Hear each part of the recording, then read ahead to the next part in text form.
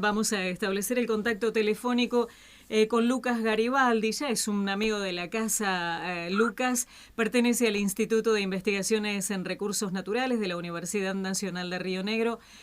Buen día, Lucas. ¿Cómo estás? Gracias por atendernos. Hola, buen día. Muchísimas gracias por llamar.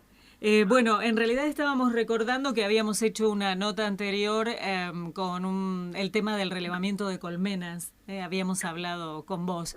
Pero bueno, ahora lo que nos ocupa es un trabajo que han realizado que tiene que ver con la diversidad de cultivos, generando más empleo. Esto es un trabajo que encabezó justamente Lucas, que está especializado y de hecho ha recibido premios por sus trabajos en temas de agroecología.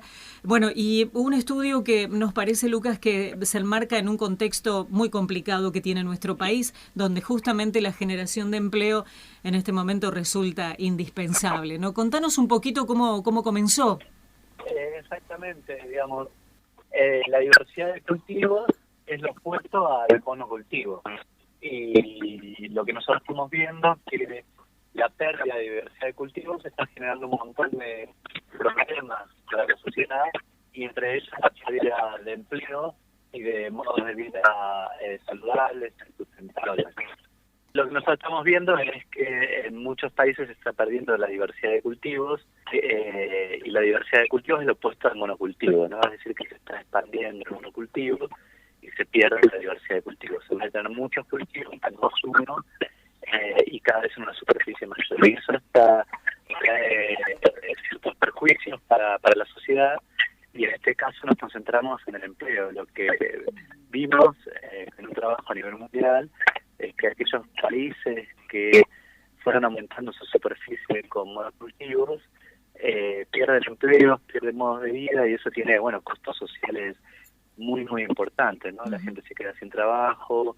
Esos trabajos también vimos que no son absorbidos por el sector industrial, sino que pasan a engrosar una crisis de empleo que después también genera costos monetarios, médicos y de distinto tipo para la sociedad en su conjunto. Y por el contrario, vimos que aquellos países que tratan de promover la diversidad de cultivos generan más empleo, y que esos empleos rurales no son empleos como los de hace muchos años, ¿no? De trabajo forzado, de trabajo infantil, con bajas condiciones, sino que por el contrario, en muchos lugares en las condiciones del empleo rural están mejorando notablemente. ¿Cómo se hizo en la práctica, digamos, el estudio? ¿Que se analizaron comunidades nuestras? Se analizó a nivel país, analizamos 60 países a nivel del mundo durante los últimos 20 años, y no solamente se observó el empleo rural, sino también si las tendencias en los empleos rurales eran compensadas por tendencias en el empleo en la ciudad o en el sector industrial.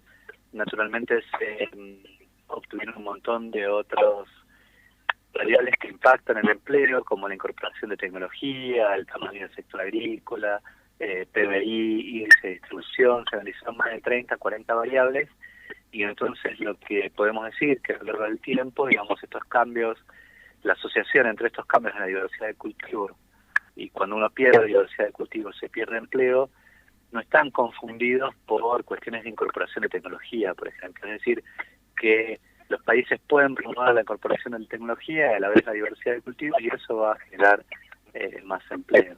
También, digamos, incluimos muchas variables como es el uso de químicos, etcétera. Es decir, que digamos, se visualiza y existen en la práctica campos que utilicen el último conocimiento científico, que sean muy productivos, que a la vez promuevan la diversidad del cultivo, y eso genera empleo en vez de perderlo, ¿no? Es decir, que un esquema basado en un solo cultivo, como el que tenemos en la Argentina, es un esquema muy complicado desde muchos aspectos, y entre ellos también en cuanto a la generación de empleo. Si bien el agro tal vez es nuestra principal actividad, en el agro en Argentina hemos perdido personas en el campo, hemos perdido empleados en el campo, y agricultores a una tasa enorme durante las últimas décadas, y eso sin duda tiene un impacto social fuerte, porque esa gente que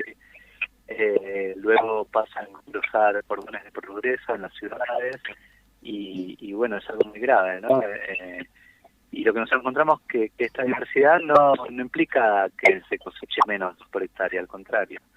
Y si es así, si en todo caso se cosecharía menos, que no es lo que encontramos nosotros, de todos modos vale la pena preguntarse, ¿no? Porque ¿cuánto vale cosechar un kilo más de soja en torno a, digamos, las vidas que se pierden y los empleos que se pierden? Por vidas me refiero a modos de vida, ¿no? Alguien que está en el campo, que sabe que tiene una cultura, que sabe su tarea, a pasar a un barrio carenciado en una ciudad donde, digamos, sus conocimientos no aplican, digamos, y no hay nuevas industrias que tomen a estos empleados, ¿no? Como que es un problema grave, sobre todo en países como el nuestro, que dependemos fuertemente de la producción primaria. Claro. ¿Cuáles han sido los países que más diversificaron sus cultivos, a modo para tomarlos como ejemplos, ¿no? Y bueno, de manera interesante, Chile, acá al lado nuestro, ellos, mientras que Argentina perdió muchísima diversidad en las últimas décadas, Chile no perdió diversidad de cultivos y de hecho lo aumentó un poquito. Tiene un esquema agrícola donde cada vez se exportan más, basado más en los cultivos intensivos, frutihortícolas, y ha aumentado muchísimo su diversidad, su productividad, la incorporación de tecnología. Y lo interesante, por ejemplo, también en Chile es que en los últimos años, digamos, en términos relativos, el aumento en los ingresos fueron mayores en el campo que en las ciudades, porque justamente se necesita mano de obra en el campo. Obviamente, en promedio en el campo la gente sigue ganando menos, pero aumentó más a lo largo del tiempo que en las ciudades. Mientras los salarios en las ciudades se estancaron un poquito más, en el campo cada vez se van pareciendo más a los promedios de las ciudades. Y bueno, eso es interesante, la participación de la mujer también mejoró, y bueno, ese es un ejemplo concreto. Y dentro de nuestro país, ¿cuáles son las zonas más graves, digamos, donde se ha agravado? ¿Tiene que ver con el norte concretamente? Eso nosotros no lo estudiamos porque en este trabajo nos focalizamos más a nivel de país. Bien, claro. Bien. Lucas, ¿y cuál es la implicancia de esto del monocultivo versus como la diversificación de los cultivos en la soberanía alimentaria? Creo que lo mencionamos lo mencionaste en distintos conceptos, pero ¿lo tuvieron en cuenta, digamos, a la hora de abordarlo más conceptualmente? Sí, en nuestro trabajo nosotros siempre trabajamos con datos, y bueno, hizo un análisis a nivel global más focalizado en el empleo, pero luego otros trabajos naturalmente, digamos, encontramos que el tener un solo cultivo a lo largo del tiempo en los mismos lugares genera muchos prejuicios.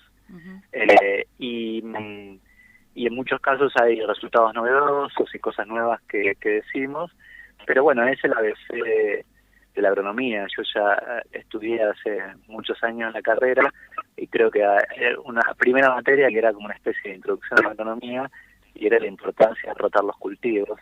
Claro. Y bueno, yo estudié hace 20 años y eran cosas que realmente se sabe antes, ¿no? Digamos, ahora también podemos cuantificar el impacto negativo que tiene no rotar los cultivos en múltiples aspectos, ¿no? Como la erosión del suelo, la contaminación de las aguas, y sin duda, claro, es como si vos tenés algo de dinero y tenés todas tus inversiones en una sola cosa, y encima esa sola actividad de la cual dependes la vas degradando porque no la estás haciendo muy bien, ¿no? Digamos, solo un cultivo, el mismo cultivo una vez tras otro, entonces las malezas cada vez son más resistentes, el suelo se va degradando, empiezan a aparecer un montón de problemas y dependen cada vez más de agroquímicos, ¿no? También. Y entonces, bueno, digamos, es un sistema que no está funcionando muy bien. No es que está todo mal, ¿no? Digamos, ingresan dólares al país, pero es ampliamente mejorable. Nosotros lo podemos decir desde adentro, y estamos trabajando todos los días con los agricultores, comprendiendo, sin malos ni buenos, para tratar de mejorar las cosas y pensando no solamente en el beneficio privado, que es importante, pero también las consecuencias sociales más allá que tienen ciertas decisiones privadas y ciertas políticas públicas también, que incentivan o no el monocultivo, básicamente. Bueno, el estudio ya ha sido publicado incluso en una revista científica, tiene repercusión mundial. Lo importante sería que tomáramos o que aquellos que tienen las decisiones, la toma de decisiones en sus manos, tomaran el estudio como un ejemplo para comenzar a trabajar en el tema, ¿no? Sí, sin duda los tomadores de decisiones y todos nosotros también, ¿no? En el día a día tratar de comer diverso, de ver de dónde vienen los alimentos, de favorecer sistemas de producción que sean ambientalmente más amigables. En nuestro mundo actual el mercado es todo y nosotros algunos producimos, pero también todos somos consumidores. Tal cual, claro. Si estamos atentos, ahí está la clave. Porque si no, siempre el cambio depende de otros, la culpa la tienen los demás. Estamos toda nuestra vida, ¿sí? Claro. ¿No? Echando la culpa a los padres, a los políticos. Está muy buena tu observación, es verdad. Claro, en lugar de comprar a los productores locales, que es lo que deberíamos hacer, por ahí preferimos otras opciones, ¿no? Tomamos otras decisiones. Y hay grises también, ni blanco y negro, hacer cambios pequeños, como que, bueno, de repente no es que porque no compro todo un productor local no puedo hacer nada. Bueno, compraré, no sé, los huevos al vecino y la fruta de este tipo y bueno, y la banana la sigo comprando de Ecuador porque me gusta, pero de a poco por lo menos. Claro. Pero ser consciente y ya con que cada persona cambie un patrón 2, 3, 5%, el impacto que eso tiene es enorme. Y muchas veces mucho mayor que grandes políticas públicas que se firman y después son difíciles de implementar o legislar, etcétera. No es una cosa a la otra, ¿no? Hay que ir por todas las vías, pero digo, está bueno que nos demos cuenta de la responsabilidad que tenemos y el poder que tenemos de cambiar las cosas. Lucas, gracias por habernos atendido. Bueno, felicitaciones a todo el equipo por el trabajo. Bueno, muchas gracias a ustedes. Hasta cualquier momento.